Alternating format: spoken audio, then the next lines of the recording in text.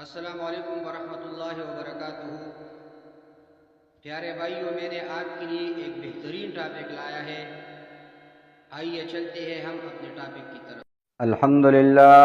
الحمدللہ وکفا وسلام علی عباده الذین اصطفى، اما بعد فاعوذ باللہ من الشیطان الرجیم، بسم اللہ الرحمن الرحیم۔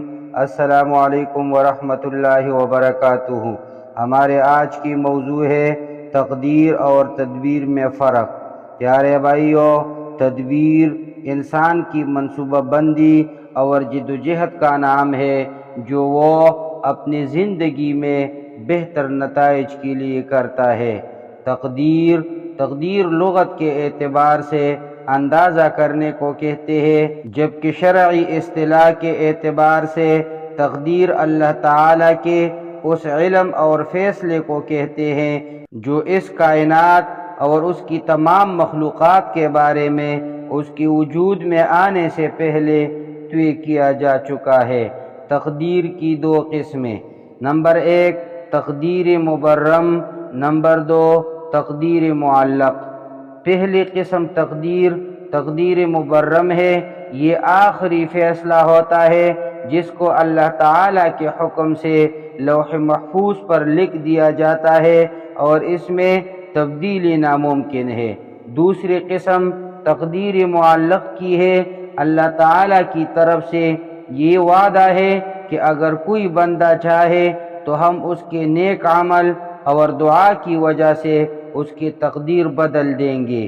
نیز طلاق، شادی، بچے، موت اور انسان کی زندگی سے متعلق ہر چیز کی تفصیل اور اس کی زندگی کا ایک لمحہ تقدیر میں لکھا ہوا ہے، اور اس کی کیفیت کیا ہے یہ ایک راز ہے جس کی تہ میں گھسنے سے شریعت مطہرہ میں منع کیا گیا۔ لہذا ہم اس کے مکلف ہیں کہ ہم ایمان رکھیں کہ جو کچھ بھی خیر یا شر ہے وہ سب اللہ کے علم میں ہے، اور تقدیر سب اللہ تعالیٰ کی طرف سے ہے، اور مسلسل اعمال اور اصلاح اعمال میں لگے رہیں۔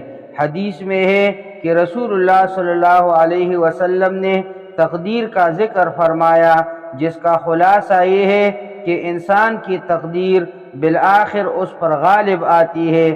تو صحابہ کرام رضی اللہ تعالی عنہم اجمعین نے عرض کیا، حضور صلی اللہ علیہ وسلم پھر عمل کی حاجت؟ پھر تو ہم تقدیر پر ہی بھروسہ اور تکیہ نہ کرے۔ رسول اللہ صلی اللہ علیہ وسلم نے فرمایا، نہیں، عمل کرتے رہو، کیونکہ ہر ایک کے لیے وہ راستہ اور طریقہ آسان کر دیا جاتا ہے جس کے لیے وہ پیدا کیا گیا ہو، یعنی مسلسل نیک عمل کیے جاؤ۔ امید ہے کہ اسی حالت میں موت آ جائے، اور جب خاتمہ بالخیر ہو گیا تو انسان کا بیڑا پار ہو گیا۔ اقول قولی ھذا استغفر اللہ لی ولکم ولسائر المسلمین۔